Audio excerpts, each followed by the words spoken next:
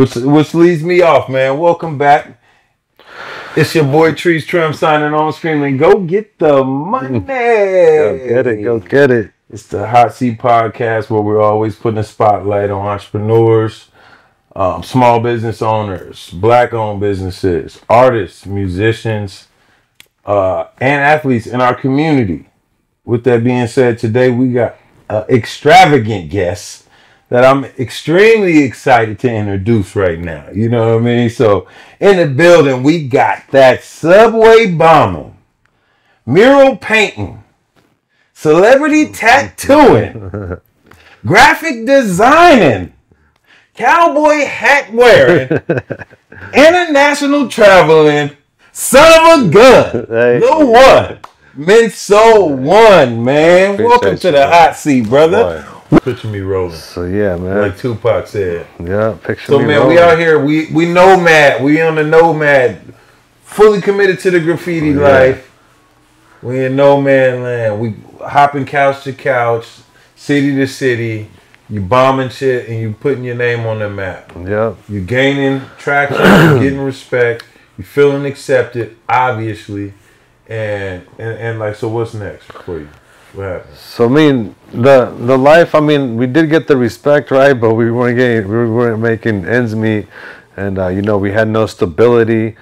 And as far as I was concerned, I mean, I was just a jobless, talented artist, but I was jobless. You know what I mean? So, and all my friends were excelling in life. They were becoming successful.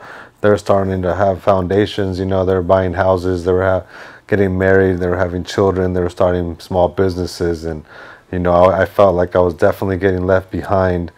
And it was a fact, I was burned out, I was on the street, I overstayed my welcome at the places that I was laying my head to rest. And, the way that I was making a living, I was not happy with it and didn't feel proud of it. And, I did have my love for the graffiti culture.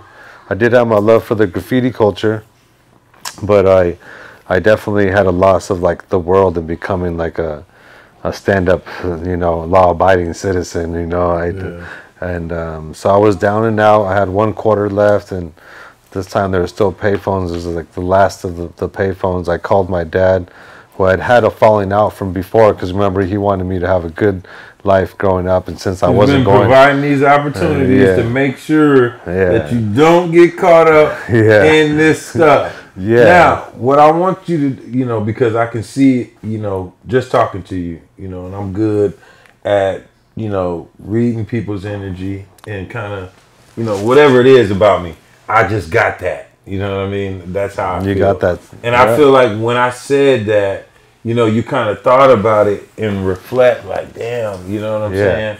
And what I want to let you know is I can relate to that, Like, I feel like my dad, he grew up on the south side of Chicago. He graduated, went straight into the military, straight out of high school. Yeah. He's like, I don't want to live like this. I don't want to do this, right? Yeah. Bam. He gets this, he gets into the military. He meets my mom, young. They have me, and he's literally getting stationed in Virginia, and they're like, okay,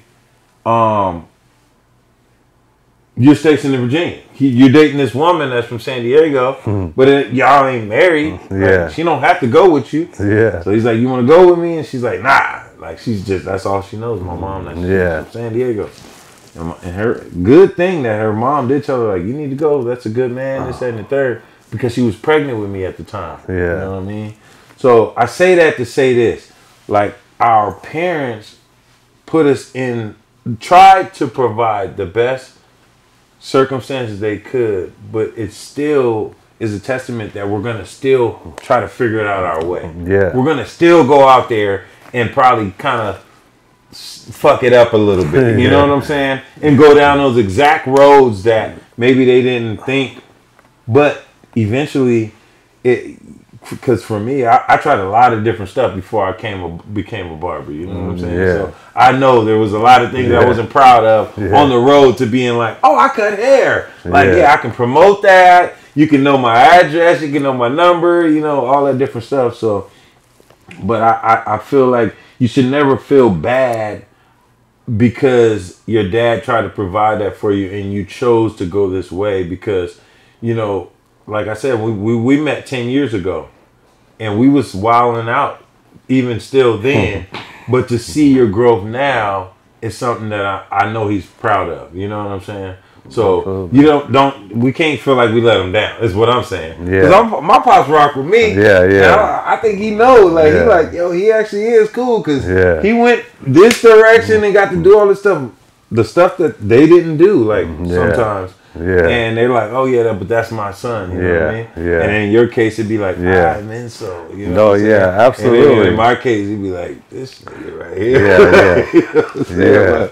Yeah, no, man, absolutely. I always say big that. up to growth and trying to figure it out. You know what I'm saying? Absolutely, man. Yes, so you get tired of it, and then what's your next move? So the next move is I come back to Temecula because my friends had opened up the shop, us versus them, here in town. The same guys I grew up doing the graffiti with and going to the raves, and my dad was out here too. So I mean, I had family again, and I had friends. And I wasn't really lost, you know. I mean, I focused on the shop because now I kind of like took my talent and gave it a little bit more structure to it because I was in a storefront that was an art gallery and we were having shows and curating them. I was having my own solo shows. At this time, custom dunks and kicks were really big at the time, so we were doing those. We started to do a lot of custom work, you know. We could paint whatever you brought us in. If it was a gift for somebody or if it was the holidays. We would do something cool, whatever we got our hands on. Added the graffiti element, the hat, you know, like the hat right there, or you know, like the canvas right there, like the Kanye character. But you know, at this time now we could do it out of a storefront. It wasn't just like knocking door to door. Hopefully you find someone. Now people knew where to come find it. We were bringing the culture to Temecula that didn't have it at all at the time, to introduce it to kids who grew up here and never got exposed to it, and also to make sure to take all the kids that did come from backgrounds of that, you know, nature, you know, the different cities and the hip hop culture and you know, the street culture, the streetwear. You know, we had a place for them to come find it and feel at home. So it was a real special place, and then we had to close the doors down at one point. So I mean, you guys are kicking this off. Yeah, it really sounds amazing what you're doing for the community, and what led to not working the way you guys thought.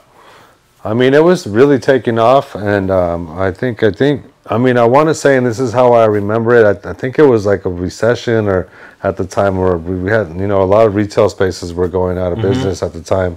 And I think that's why originally we closed the doors, and maybe I'm not sure really the actual real fact about it, but it was something along those lines where it was just like, hey, you know, it's tough to have a store right now, and you know, people really ain't buying stuff like they used to, and I started to move more online sales. So that's like the direction that the brand went into. I left the storefront and just became online pretty much, and then Stussy actually ended up picking up the brand in a certain way where they licensed it, and they did like a 5-year contract where they were the distribution for it now. So when we closed down the doors, that's when my love turned into tattooing, because I never my whole life thought of tattooing until this point. But you know, I needed to make ends meet, and you know, someone came into the tattoo shop, said they worked there and that they could get me in. So the foot of the door, and I was like, oh shit, I gotta jump on this.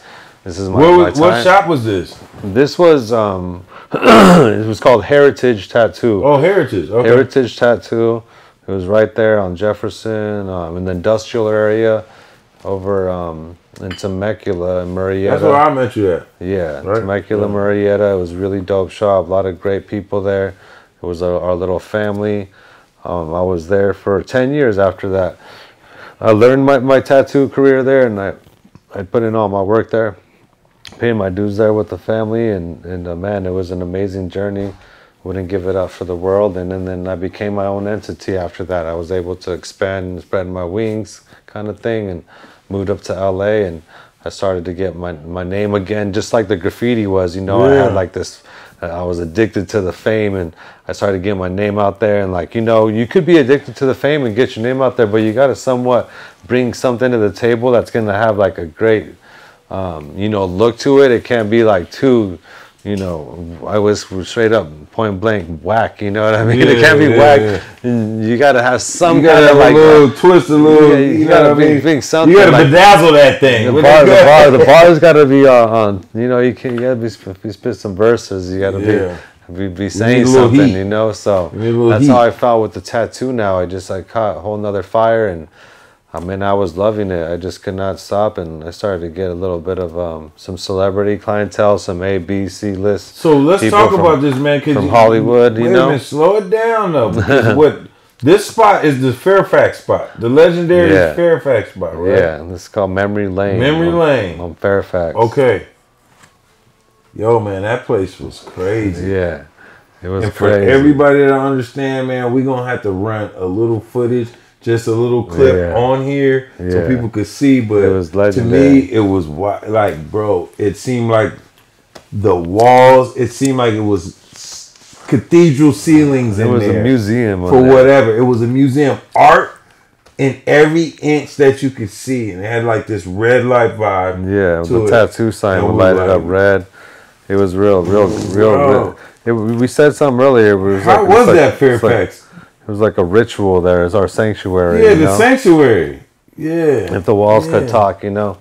But yeah, Fairfax, you know, went through its different stages of its life, you know. Yeah. The beginning stages were like probably some of the best times of my life. Also, you know, it was the home of streetwear brands that were coming up. It was the home for graffiti art, street art, and you know, it was home for all things music and food, and it was like the mecca and meeting place right there in the heart of the city. And man, just to have a taste of it was just an absolute blessing, dream come true for me, because I idolized and looked up to a lot of people that were on that block, from the tattoo artists, from the hip hop heads, from the music cats, from the shoe and streetwear. So at this time, is it like what's out there? Like at this time, Tyler's got the golf store out there, right? This is before that. Oh, that's before this is the later, yeah. 7th letter crew. What's going on over there? The graffiti crew, Dynasty, 7th letter. Had a really amazing spot called the Known Gallery. It was like one, you know, first of its kind graffiti-based art gallery that started having these amazing, huge shows, world renowned. Yep. There was a dope tattoo shop back in the day. Norm used to have Will Rise. It was like all the top artists at the time that loved script. You know, Diamond was back then. The Hundreds. Diamond was there. The Hundreds. The Hundreds was super fire at the time. 10 Deep. Sal Barbie would have his thing there. You know, that's where all the shoe stores were. Round One and the different kinds of like shoe collector stores were up in there. A lot of places came shout out to Round One too. Yeah. I think they originated in Chicago. Yeah, they have the stores right there, and they're still Flight there. Club. Flight Club was right there. Cool Kicks, all that shit. There was all these cool little like, you know, little pizza places and, you know, food places, Cantors. I mean, it was always a cool spot for like pop-ups from different artists if they were ever in town and wanted to do like a record release or something. It just, everyone that was cool and like doing something fresh was down there just like kind of like hanging out on the regular day. That was their neighborhood, you know. It was almost like a movie. Like on the corner you would see a lot of the heads that are now some of the biggest names out, you know. I know you was probably seeing some like dope stuff. Like, you know what? That's what was so exciting about being on the block. The energy there was like none other. Right. Every single day there was someone on the block. It did not matter. And since I was a kid, I always was drawn to those kinds of people that were, you know, someone of something that has something of what nature. I mean, one day I was at the grocery shopping and I ran into Adam Sandler. Like one day I was up in the club in Vegas and I'm like running into Eddie Griffin, or like, you know what I mean? It's just like, I don't know. It's just for some reason I've always had that magnetic science to like when I'm walking through life and crossing paths with these different kinds of people. The craziest, wildest people. Every single time. So that's why Fairfax was so dope. Is like every single time I walk down, someone was gonna be pop up. It could be Pauly Shore, or it could be Dom Kennedy, or like it could be anyone. Let's stop there for a second, man. Yeah. Dom Kennedy, man. How did you meet him? How did I meet Dom Kennedy? Because I remember just one day, I remember seeing you tattooing Dom Kennedy. It was like he was in like this dope ass loft type studio. It was very simple. He was like in the middle of the room, like, and you was tattooing his back. I think there was a bottle of Hennessy sitting there. That was it. And it was like, that was simple, but yet effective. Yeah, the way I met Dom was through a few different people all at the same time. They all were already part of that community, like I was saying, from Fairfax, and I started to tattoo a lot of cats that were getting into that scene. So I think the tattoos kind of spoke for themselves and started to get the name, you know what I mean? So I think Dom might have came across my tattoo work on my little homie Christian. And then there was two other people. There was my homie James at the time and my homie Jovan. They all like started to get buzzed through my name, like, oh, who is this guy? I like his work, through these other kids that were streetwear kids, in the street culture, because they had done ink on them. Yeah, I had done ink on them, and they were like, yo, who is this kid? Where's he at? Oh, he's all the way in Temecula right now, though. And you're like, oh shoot, I don't care. I'll drive out to him. He has dope work. So did you ever think about how, like, at one point your whole goal was to like hit up these walls and all this stuff to spread your name, and then all of a sudden then you walk, now you have a walking billboard. Yeah, exactly. Like, that's actually, because that's what I think of my haircut. So I'm like, yo, if I give him a fresh cut, he's walking around, people gonna be like, yo, where'd you get that cut? Exactly. It's your walking billboard. Keeps it going. Yeah. So that's kind of dope. So I think that's how it kind of happened, So they started driving out to Temecula from LA, man, and that's a far drive to come see me. You're gonna spend 4 hours of just driving and 4 hours of getting tattooed, if not more. And my homie Jovan, he started this brand called Fresh Crew. It was with a Phresh, Fresh Crew, CRU. And man, it was the dopest, hottest shit. Everyone was wearing it. Nipsey, YG, you name it, Mustard. Everyone had the Fresh Crew West Side Chronic Leaves. It looked like the Toronto Maple Leafs, but it was the Chronic Leaves. Yeah, I know what you're talking about. We used to all rock that. And Dom started rocking it. So Jovan came down. Jovan was actually also cousins with Omarion. Omarion, the R&B artist. Yeah, so Omarion was getting down. He was dancing up with the Heritage Tattoo. Yeah. And Dom would be coming down there, and now I had all them coming down here. I had a bunch of the people from the record label starting to come by and see me. That's how I started to tattoo. And it just caught fire. Just kept going and going and going. You even had Paris Hilton. Did Paris ever get that tattoo, or what's up? So no, the story with that one was there was Afrojack. His manager, really dope cat, he got a full sleeve by me. So each night, I was with them for hours and hours and hours while they were in town. And each night, I would just be in there for hours. So Afrojack would come in, and at that time, dating them. And we all jumped into a limousine, went out to the club that night after tattooing them. I was living the life with them, and then there was a Coachella, that was coming up that weekend, and I had done the big design for it, and Paris was a huge fan of Coachella, so I presented her with this piece of art that I did. It was a drawing that I have done that was of a hot air balloon, and it kind of represented Temecula, like coming up over the mountains. Wine country type vibe. Well, yeah, that's what it was. Kind of representing us, kind of covering over this mountain to get to the other side. Because you could take a hot air balloon from Temecula to Coachella. It's a dope design though, but it's just pretty much on some festival looking stuff, old school classic, and it's glow in the dark. It's a cool piece of art, right? So I give it to her. And they were supposed to come get tattooed, and they were gonna get like a couple's tattoo from what I remember. So did it, but I ended up giving her a piece of my art, and then I would see her at Coachella every year after that, because now they weren't together. She was single, and she would pull me backstage, now that I was her friend, and like I would dance with her out in the front little like VIP section, like back to back, like Lethal Weapon. I've gotten some shots with her. Like Charlie's Angels. Yeah, and then, and then every time I talked to her, that was the topic of conversation. Oh, remember that piece of art? Oh yeah, it's still hanging up in my room. Who knows if it was, but it was cool to hear her say that. She's a sweetheart. That's just one of the many people I've been around. Oh, you've been meeting a lot of people. I've been able to tattoo Iggy Azalea, Rita Ora, Janae, and a whole bunch of people that are actresses. Everyone from basketball players, NFL players, everyone in the music industry behind the scenes, creating stuff. One of my coolest. Do you get nervous when you do that though? You know what? I'm just myself. Yeah. I think I cut one. I only cut one celebrity dude. He played in the NFL. Yeah. Marvin Harris. Yeah. I mean, I thought it was just normal for me. Yeah. Brother's kids, I cut his kids. I mean, a lot of the times, I always get nervous though. I did just like how I was earlier. I was going out in the beginning. I'm always nervous in the beginning. I always got to walk myself through it, look in the mirror, do the whole Eminem, Mom Spaghetti thing, Spaghetti, nervous. And so I got a couple stories on those to roll off of. One of them, is like.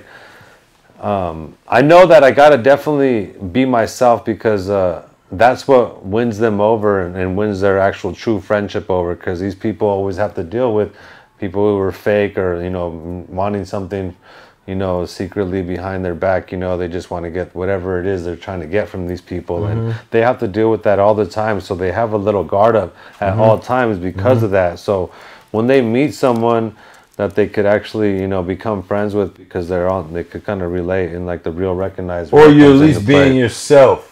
Yeah. Because I think that's the genuine. Being genuine. You don't have to be a particular kind of way. Just be whoever you are. Right. Don't try to be nothing else. And that will probably be good enough for them. Man, absolutely. And don't be not the fanboys. You can't be too fanny either. Those are the two top things. The real recognized real, and then like you can't even bust out your phone and take the photo like I normally like to with these other people. I gotta break the ice first. Like the first time I meet them, I don't ever ask for the photo. Even a few times, it might be a few years before I even ask for a photo. And a lot of times you're all, man, I wish I had a photo for that opportunity. Like when I went to I tattooed my friend Dallas. He's in the music industry, and he knows everyone. Dallas who? Austin? No, Dallas Austin. Yeah, Dallas Austin. Wow. Dallas Lifestyle. I'm talking about. Yeah. That's different, but yes. Yeah, Dallas Lifestyle, not Dallas Austin. I was about to say, whoa. Yeah, Dallas Lifestyle on Instagram. Dallas Martin is his last name. But long story short, man, really super dope guy. I met him through some close friends of mine and also clients. And he hits me up right after Nipsey passed. And he was like, yo, I need Nipsey's portrait. Because he was kind of his manager and good friend, too. Yeah. Big part of each other's lives. And he's like, I need Nipsey's portrait done on me. And I need it done tonight. And I'm like, all right, say less. That's like too legendary of a night for me to pass up and say no to, I was feeling down and out, and I wanted to commemorate him in some way, just like everyone else was doing murals. But organically, which is so he cool. hit me up, and then this is even crazier, is he's like, yo, we're doing it at 2 Chainz' house, and I was like, what the? What? You met 2 Chainz before? Bro, I got to go to 2 Chainz. Do I really look like 2 Chainz though? Everybody be saying that. I never even brought it up until right now. Good, dog. Yeah. But do I though? I mean, now that you say it, probably just the hair, maybe, right? That's about it. I'm tall. You can't say that, but you know what I mean. I respect you. Everyone loves. I'm Tree, right? You're a Tree. Thanks, bro. Thank you. Yeah. His house, man, and dude, it was fucking dope. Was in his fucking. In Atlanta? No, this was. Where was this at? This is the Hollywood Hills house. Oh. Yeah, the Hollywood Hills house. I had Trappy the dog was right next to me right here the whole time sleeping like a little baby. That's Frenchie, huh? That was a Frenchie that passed by now, but yeah, it did. And 2 Chainz is right there, the center of it all. And I was over here on the side, and I was tattooing Dallas, and man, that was such a nervous night because first I had to kill this portrait, you know what I mean, of Nipsey. Yeah. And I got to do it pretty much like performing for 2 Chainz, you know? Yeah, he was gonna look over my shoulder the whole time and make sure it was coming out tight, because you know he was interested in possibly getting something himself, you know? Yeah. Because he was already looking at spots on him, and we both kind of like didn't really look like we had a lot of tattoos at the moment because we were kind of covered up. And then he kind of started asking me, he was like, "Oh, you don't really got tattoos?" And I was like, "Oh yeah, I do." And I was like, "You don't really got tattoos either." And he's like, "Yeah, I do." Like, by the end of the conversation, we were both like in our shorts, like showing each other. Like, I swear, I got all kind of tattoos. Yeah. Look at this one. But he had some spaces, and you know, he was looking over my shoulder the whole time, you know. And I put that extra, 100% into the tattoo, and it came out amazing. And that was like and I kept it cool. Never pulled out my phone to ask him for a pic or anything, because it was Chainz, you know. And that was a cool night for me. Another night was crazy. This is while I was with my ex. I was at a show with my ex, like one of the theaters, watching one of the plays. And if you're going to a theater, you're pretty much in for the night, because by the time you get out of there and by the time you get home, you're talking about 12 midnight. And it was a rainy night. And I get a text, and it's I got it from my friend. Well, I got this text because of my friend Mo. But yeah, guess who hits me up? Iggy Azalea texts me in the middle of the night, like at 10:30 on like a Friday night, talking about come to my room. I'm staying at this certain place. I'm under this alias, and I like to get tattooed. And I was like, what? You know what I mean? What's going on right now? At the time, I'm with my ex. I'm like, yo, I gotta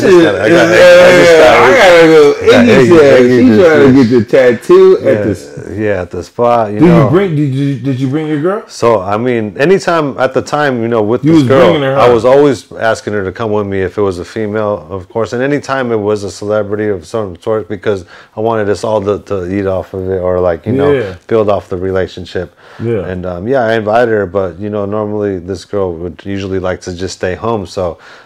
Even though I was already packing my bags, I'm heading out the door. Like, I'm out. I'm like, all right, I'm out then. Thank you.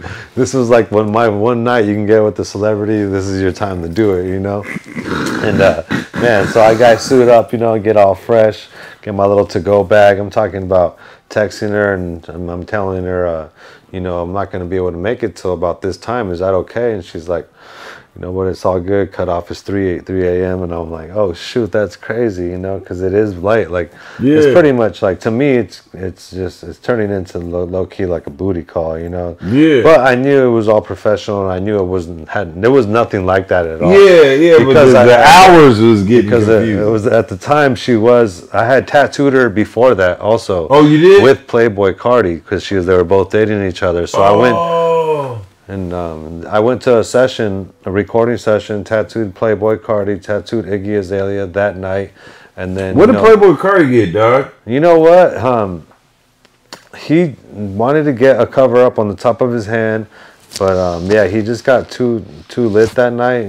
Sipping lean that he just could not take the pain by the end of the night, and he just got way too stoned or too high, and he just was not in the right element to get tattooed. You could get to that point where you just your endorphins don't kicking in. So, fortunately, we didn't get to finish the top of his hand, his cover up that he got. But Iggy, she sat like a rock, played it all the way through, and I ended up going to her room that night, and it was fun. I was in her environment, and I kept it super professional, super sweet.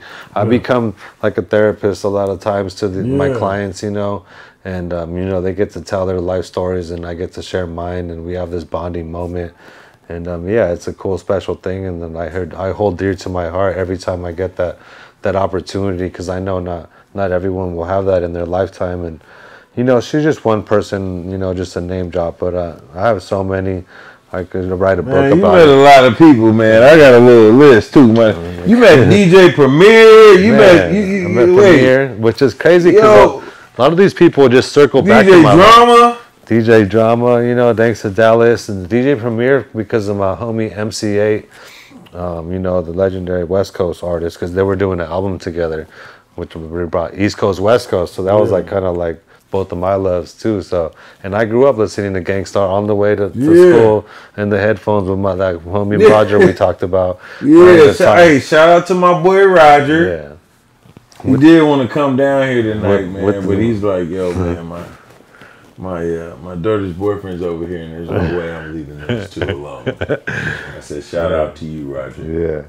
You got to be on top of that. Yeah, you got to stay on top of that. Dad duty. Dad duties. You know what I mean? You're not getting no booty in my house. Yeah. Not tonight, because I'm on dad duty. Yeah. You know what I mean? Respect to him for that. Yeah. I met a lot. So, yeah, man, you like Derwin James? Yep, Derwin, Chargers. Blueface? Blueface is crazy. I don't know how I met all these that's people. That's weird right there. Yeah. Like, how you meet Blueface? Man, that's another story. So, the same place that I met Premier at with MCA. So thanks to MCA, he got me this location that's a shooting location. It's an industrial building, you know, it has all the different vibes in each one. Yeah. You could do a full production in there. A lot of Hollywood is going and renting these filming places because everything else is booked or overpriced. So the rates over here in the East Los Angeles area along the train tracks are affordable for the day for some rappers to come rent it out, bring some lowriders in.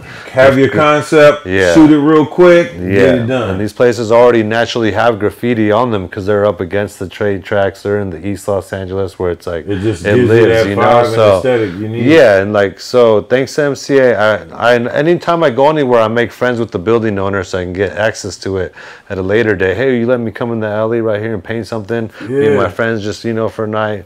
You know, bring the guy some sandwiches or something, or paint his wife's name on the wall. And like, you become friends with these people that own the buildings now, because you want to do something there eventually, right? So now this guy has my number in his pocket, and he knows I do graffiti because I did write his wife's name.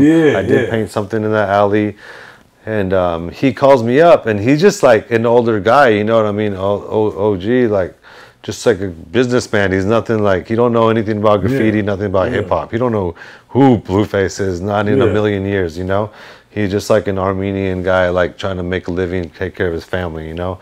He sells like car parts in the front. In the back, he just happens to own these buildings, and he found a little loophole where, like, if you want to use it, it's so gonna cost you this much. He has no idea who any of that stuff is, you know? He's an old timer, and he calls me up and he's like, hey, I have these guys here. He wants to know if I know someone that does graffiti, like, because he saw that all the graffiti I did in his backyard, if they could do something for their music video. He's like, I don't know if you want to talk to them. And I'm like, of course I do. You know, that sounds like right up my alley. So me pulling up, I had no idea who I'm pulling up to at all at first. And I pull up to the music video, and I'm only talking to production at this time. They don't tell me who the name is. They never disclose the name ever, really, until the very last minute. You have to see the artist finally, the talent show up to see, oh shit, I'm working on Becky G's fucking shoot, you know? And so yeah, I pull up and then talking to the guy, and the guy actually drops in. He's like, hey, this is a Blueface music video, so we would need this over here for him, we need this over there. We're like, what? That's crazy.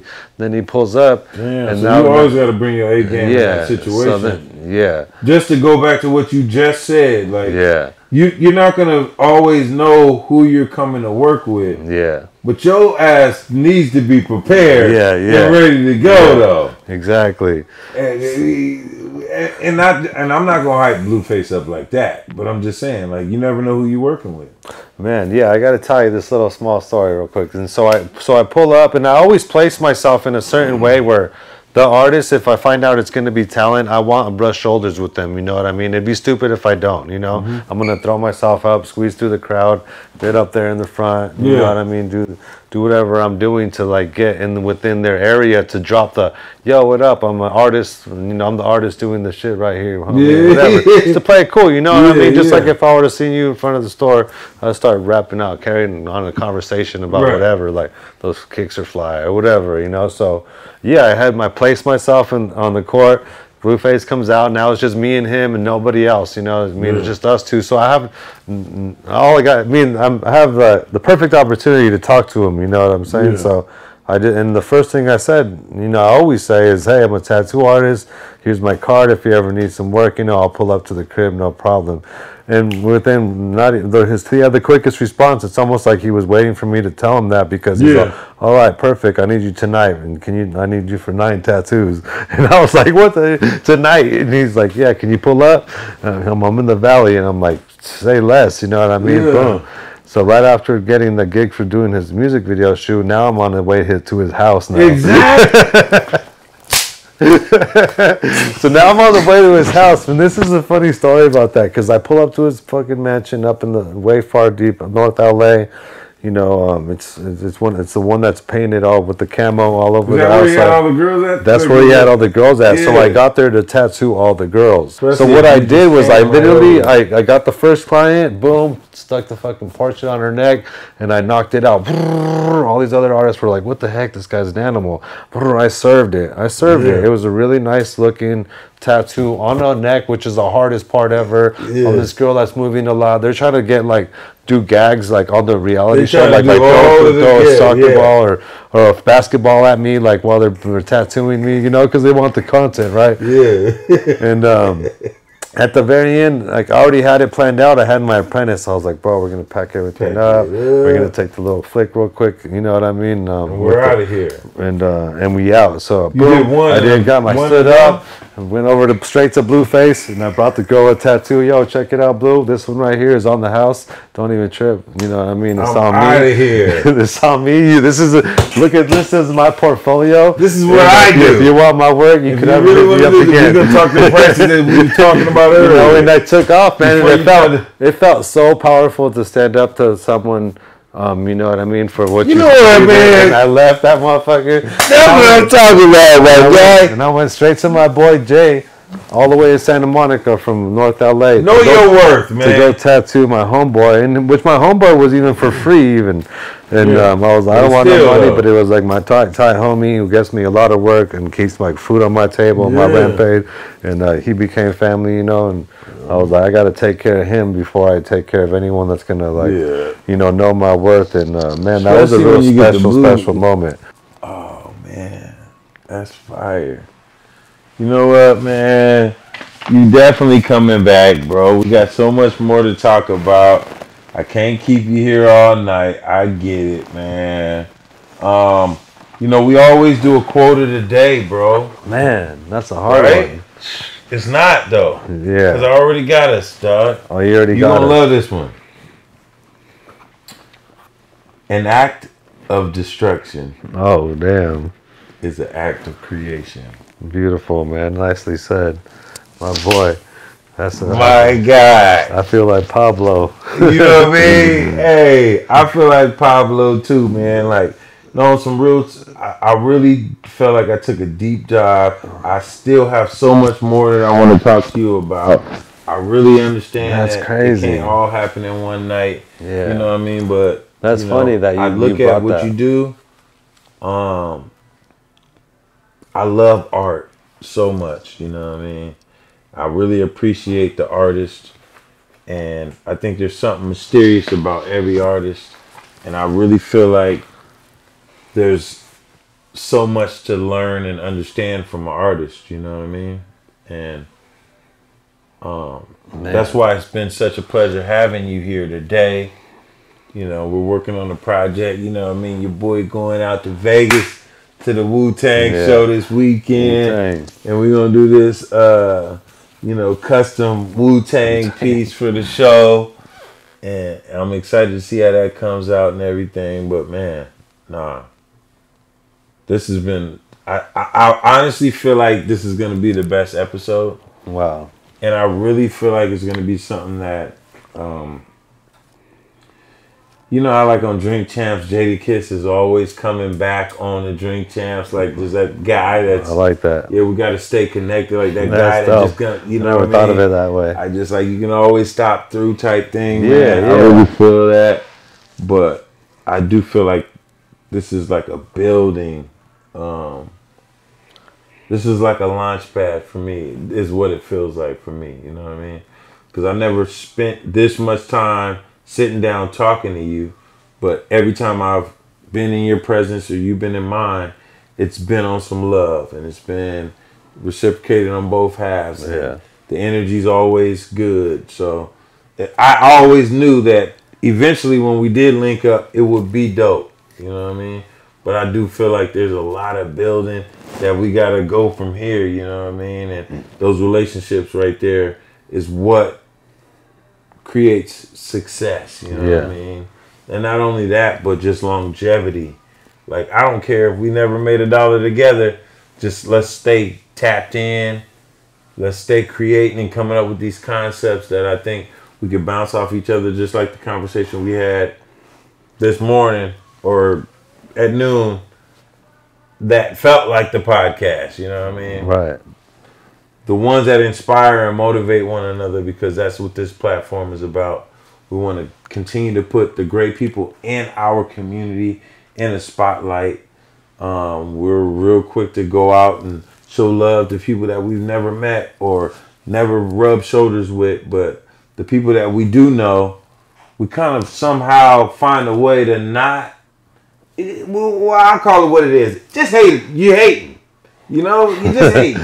You know what I mean? So what I like to do is do the opposite. Yeah. If I see my guy getting off and doing this thing, yo, I'm ready to salute that. Right. I almost feel that's true. Like that's true. I'm celebrating it like I won. Yeah. You know what I mean? I like and I don't think that's the culture of a lot of us. And that's what this whole platform is all designed to do, man. We want to uplift. We want to motivate. We want to inspire. We want to soak up some game. We want to give some game. You know, we want to do that. So that's really what we're about here. This is the Hotseat Podcast. You know, we try to have hot guests. We try to talk about hot topics. And we try to be at the hottest spots. It's hot boys. Yeah, I'm saying hot. That fire, hot man. Boys. Hot. Shout out to Manny Fresh in that 400 Degrees Juvenile. That album was so hard. Hot Boys. Hot. With the synthesizers and up. Come on, stop playing, man. But good track. Yeah, man.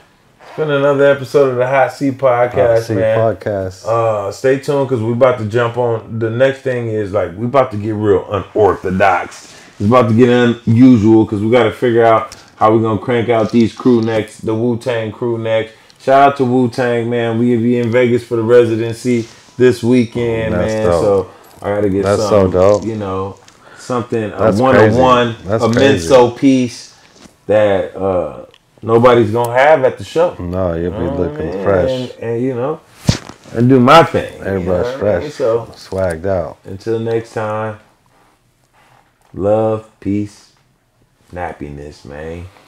Peace. Yee!